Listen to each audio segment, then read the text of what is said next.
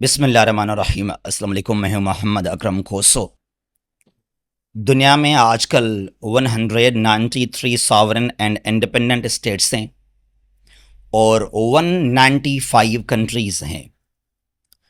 दो जो हैं फ़लस्तीन और वेटिकन सिटी यूएन के ऑब्जर्वर्स हैं, तो लिहाजा जो यूएन के ऑब्जर्वर्स हैं उनको आप कंट्रीज़ कह सकते हैं, but not independent and sovereign states. तो अगर ये सवाल की जाए कि दुनिया में कितने कंट्रीज़ हैं, how many countries are in the world, इसका आंसर है 195। जो कुछ किताब लिखते हैं 204, 206, 208, ये बिल्कुल झूठ है, गलत बात है ये। और 193 हैं इंडिपेंडेंट एंड सॉवरेन स्टेट्स। तो फ्रीडम हासिल करने के लिए, to get independence, to become sovereign and independent, there are three ways. तीन टाइप्स हैं या तीन तरीके हैं आज़ादी हासिल करने के लिए, फ्रीडम हासिल करने के लिए। एक है सिविल वार, जंग, बगावत करना। एक स्टेट के अंदर, एक कंट्री के अंदर आपको फंडामेंटल राइट्स जो आपके हैं उनकी वायलेशन हो रही है, आपके साथ इनजस्टिस, तो उसके बाद कुछ लोग वो डिमांड करते हैं कि हमें हमारे फंडामेंटल राइट्स दिए जाएं। जब फिर भी उनको अपने राइट्स ना मिलें तो वो लोग फिर बगावत करते हैं आज़ादी के लिए, फ्रीडम हासिल करने के लिए। फिर आगे चलकर वह मुल्क जो है वो टूट जाता है। जिस तरह बेल्टन से सेपरेट हुआ अमेरिका 1776, ये सिविल वार था बेल्टन के अंदर। इंडोनेशिया से अलग हुआ ईस्ट तैमूर, या जो पहले यूगोस्लाविया था वो टूट गया, डिसोल्व हो गया 90s में, डिफरेंट वहां बन गए कंट्रीज। या 71 में पाकिस्तान टूट गया because of civil war. Bangladesh was formed, तो ये क्या था? सिविल वार था पाकिस्तान के अंदर। ये काफी वायलेंट है। दूसरा है रेफरेंडम, प्लेबिसाइट, पीसफुल तरीका है। अगर किसी ने डिमांड किया कि मुझे आज़ादी चाहिए, बड़ी कैंपेन चल रही है, तो फिर क्या होता है कि भाई आप रेफरेंडम करवाएं, एक प्लेबिसाइट हो, एटलीस्ट मिनिमम 51% लोग आपको वोट दें तो फिर आपको आज़ादी मिल जाएगी। जिस तरह 2011 में सूडान से अलग हुआ साउथ सूडान। ये बिल्कुल एक पीसफुल तरीका है, पुरअमन तरीका है फॉर फ्रीडम, फॉर इंडिपेंडेंस। जो एक और तरीका है तीसरा, वो नई सिविल वार है, नई रेफरेंडम। बस ऐसे ही बड़े लीडर्स हैं, वो स्ट्रगल करते हैं, तो फिर जो अपोजिशन में कुछ लीडर्स हैं, दे बिलीव कि अभी बेहतर ये है कि इनको लाजमी हम आज़ादी दें।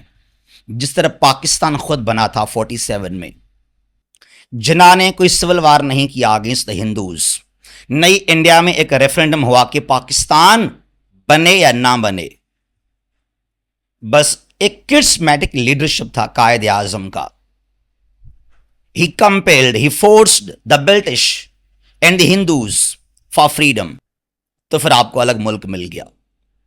तो ये तीन टाइप्स हैं आज़ादी के लिए, फ्रीडम हासिल करने के लिए। लेकिन दुनिया में ऐसा एक वाहिद कंट्री है, दुनिया में only country in the world, नई सिविल वार लगा वहां पर, नई वहां पर कोई रेफरेंडम हुआ, नई उस कंट्री के लीडरशिप ने कोई स्ट्रगल की फ्रीडम हासिल करने के लिए। एक यूनिक तरीका है, अजीबो गरीब तरीका है, एक स्टेट को बनाया गया, एक मुल्क को बनाया गया। वो मुल्क किसने बनाया? वो बनाया यूनाइटेड नेशंस ने। अजीबो गरीब बात है ये। 29 नवंबर 1947 को यूनाइटेड नेशंस जनरल असेंबली ने पास किया रेजोल्यूशन 181, 181। अनबिलीवेबल। ये किसने दिया अथॉरिटी यूनाइटेड नेशंस को कि वो आकर एक मुल्क को तोड़ दे? और फिर इसके बुनियाद पर, on the basis of resolution 181 of UNGA, on 14 May 1948, Palestine was divided. 14 मई 48 को इसराइल बना फलस्तीन को डिवाइड करके। यूनाइटेड नेशंस का एक अजीब व गरीब कारनामा है ये। किसने परमिशन दिया यूएन को कि आप खुद आकर एक रेजोल्यूशन पेश करें, उसको पास करें कि इस कंट्री को हम तोड़ना चाहते हैं, डिवाइड करना चाहते हैं। सबसे वर्स्ट तरीन स्टेप था ये यूनाइटेड नेशंस का। और अगर आज फलस्तीन को इंडिपेंडेंट करने के लिए, यूएन का मेंबर करने के लिए सिक्योरिटी काउंसिल में वोट कास्ट किया जाता है, एक वहां रेजोल्यूशन पेश किया जाता है, तो ये स्टेटमेंट्स हैं, ये कहना है अमेरिका का कि यूएन यहां से दूर रहे। ये हमारा मामला है, अमेरिका और इसराइल वो जब चाहें तब बनेगा फलस्तीन, यूएन यहां बिल्कुल दूर रहे फलस्तीन के मामले से। अच्छा जी, खुद यूएन ने बनाया इसराइल, वो ठीक था उस वक्त 48 में। तो यूनाइटेड नेशंस के पास कोई भी अथॉरिटी नहीं है कि वो आकर एक स्टेट को, एक कंट्री को तोड़कर वहां पर एक और कंट्री बनाए।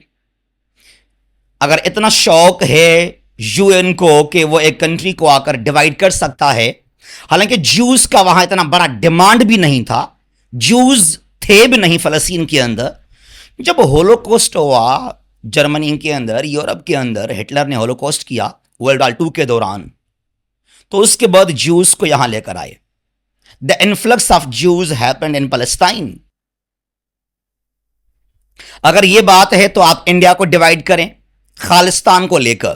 खालिस्तान में सिख डिमांड कर रहे हैं ना आजादी के लिए, तो यूएन पास करे एक रेजोल्यूशन कि भाई जो खालिस्तान है वो एक अलग स्टेट है। या चाइना के अंदर, चाहे तिब्बत, चाहे जिंगयांग, वहां काफी मूवमेंट चल रहे हैं सेपरेशन के, तो यूएन पास करे एक रेजोल्यूशन टू डिवाइड चाइना। या इवन अमेरिका के अंदर, इन द यूएसए, जो साउदर्न अमेरिकन स्टेट्स हैं, Alabama, Arkansas, Florida, Georgia, Texas, Virginia, तो वहां पर एक मूवमेंट चल रहा है the League of South, LS के नाम से, the League of South for freedom. तो यूएन एक्शन ले टू डिवाइड द यूएसए।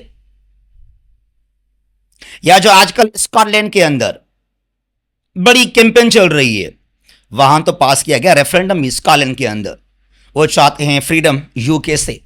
तो फिर यूएन क्या करे, पास करे एक resolution to divide the UK, आ जाए वहां पर, पता चले ना। या स्पेन के अंदर कैटोलिना, जो चाहते हैं आजादी, तो उसको भी आप अलग करें स्पेन से।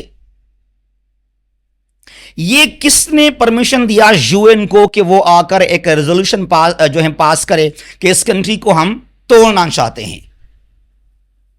The worst decision ever made by the UN. तो इस बात को अगर देखते हैं, therefore Israel is an illegitimate state. Israel एक इलीगल स्टेट है, रियासत है। तो बहरहाल ये फैसला किया यूएन ने, अजीबो गरीब, जो दुनिया का एक वाहिद कंट्री है इसराइल, नई बना सिविल वार के वजह से, नई वहां पर कोई रेफरेंडम हुआ फलस्तीन को तोड़ने के लिए, नई लीडरशिप यहूदियों का, फलस्तीनियों का, उन्होंने बैठकर कोई डिसाइड किया, कुछ भी नहीं। सिर्फ यूएन ने आकर इंटरफेयर किया और वहां पास किया कि रेजोल्यूशन, फिर वहां से बन गया इसराइल।